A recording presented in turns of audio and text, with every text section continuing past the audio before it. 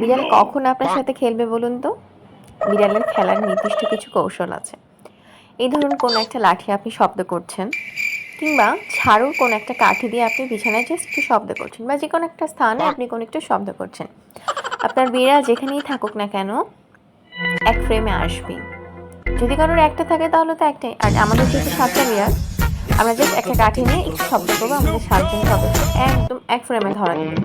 Otherwise কিন্তু তাদেরকে আপনি এক ফ্রেমে পাবেন না। এই একটা সময়ই আপনি তাদেরকে এক ফ্রেমে পাবেন, সেটা হচ্ছে কাঠি খেলার সময়। এটা হচ্ছে ওদের কাঠি কাঠি খেলার সময়। যে ওরা এই খেলাটা এত বেশি এনজয় করে যে কে কার আগে খেলবে জাস্ট কম্পিটিশন লেগে যায়, মানে ও আগে খেলবে নাকি আমি আগে খেলবো, আমি আগে নাকি ও আগে, এই হচ্ছে অবস্থা।